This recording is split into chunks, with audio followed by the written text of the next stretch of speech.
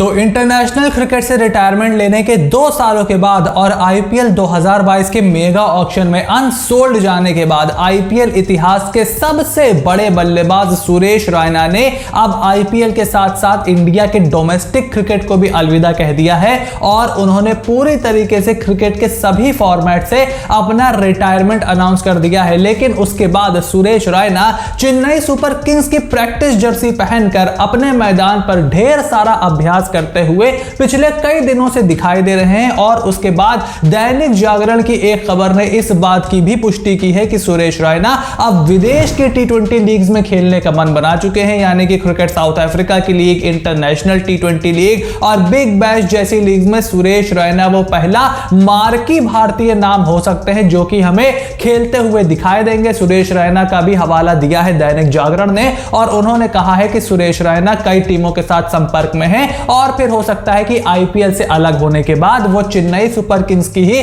South Africa की cricket team में खेलते हुए दिखाई दे जाए। लेकिन सुरेश रैना सिर्फ वो अकेले खिलाड़ी नहीं होंगे जो कि इस चीज को आगे जाते हुए प्रैक्टिस में लाने वाले हैं। इनफैक्ट सुरेश रैना एक बहुत ही बड़े ट्रेंड की शुरुआत कर सकते हैं और वो खिलाड़ी जो कि आईपीएल में नहीं बिकते, जिन्हें मनचाहे पैसे नहीं मिलते, मन जितना कॉन्ट्रैक्ट नहीं मिलता, वो सुरेश रैना के ही नक्शे कदम पर हमें चलते हुए दिखाई देंगे। और इस वीडियो में मैं ऐसे ही 4 खिलाड़ियों की बात करने वाला हूं जो इन माय ओपिनियन हमें आगे जाते हुए वर्ल्ड की अलग अलग टी20 लीग्स में खेलते हुए दिखाई देंगे। तो सबसे पहले तो आपको वीडियो को एंड तक देखना है और उसके बाद कमेंट बॉक्स में अपने खिलाड़ियों की लिस्ट बतानी है जो कि आपके हिसाब से भविष्य में और बहुत ही जल्द हमें भारत से अलग होते हुए और अलग अलग टी20 लीग्स में खेलते हुए दिखाई देंगे, यानी कि भारत का डोमेस्टिक क्रिकेट और भारत के आईपीएल क्रिकेट को वो त्याग देंगे। और वो कौन से खिलाड़ी होंगे, साथ ही में क्या बीसीसीआई इस परेशानी से निपटने के लिए तैयार है और कितने दिनों तक बीसीसीआई अपने खिलाड़ियों को रोक करके रख सकता है,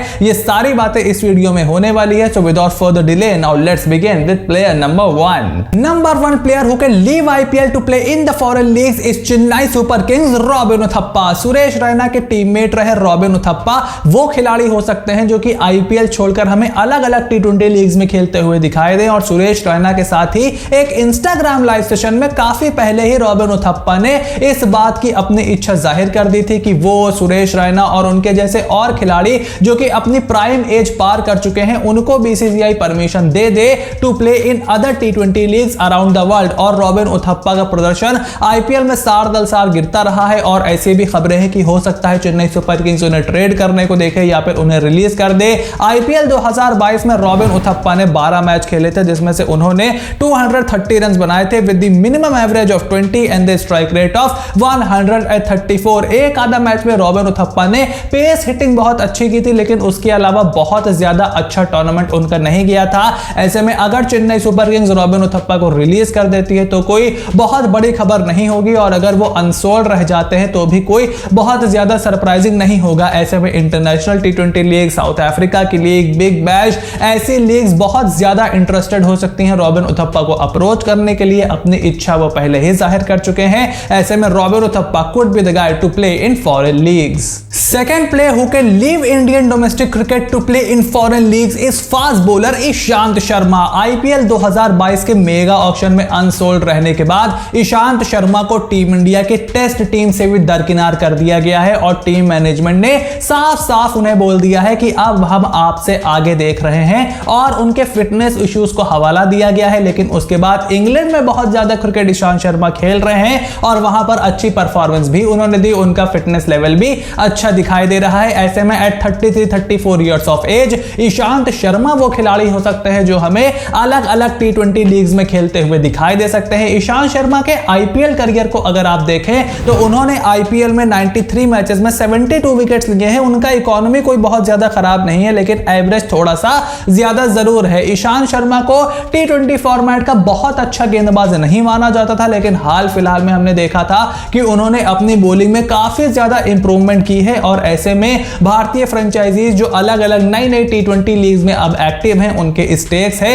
वो ईशांत शर्मा जैसे भारतीय टीम के लेजेंडरी फास्ट बॉलर को अपनी टीम में जरूर शामिल करने के बारे में सोच सकती हैं। ऐसे में Ishant Sharma could join the foreign leagues. Third player who can leave Indian domestic cricket to play in the foreign leagues is leg spinner Piyush Chawla. IPL 2022 के मेगा ऑक्शन में अनसोल्ड रह जाने के बाद महज 33 साल की उम्र में पीयूष चावला हमें आईपीएल के दौरान कमेंट्री करते हुए दिखाई दे रहे थे, लेकिन उन्होंने अपने क्रिकेट खेलने की इच्छा पूरे तरीके से जाहिर कर दी है। और ऐसा हो भी क्यों ना, अभी सिर्फ 33 के हैं, जल्दी 34 के होने वाले हैं और एक स्पिनर के लिए इतनी एज कोई बहुत ज्यादा नहीं है। और T20 फॉर्मेट में पीयूष चावला का प्रदर्शन भी काफी अच्छा रहता है। वो एक लाइन और लेंथ पकड़ करके बॉलिंग करते हैं और उनके पास एक्सपीरियंस भी बहुत ज्यादा है। पीयूष चावला के आईपीएल करियर पर अगर आप नजर डालें तो उन्होंने 165 मैचों में 157 विकेट्स लिए हैं और उनका इकोनॉमी है 7.88, यानी कि 165 आईपीएल मैचेस खेलने का एक्सपीरियंस उनके पास है।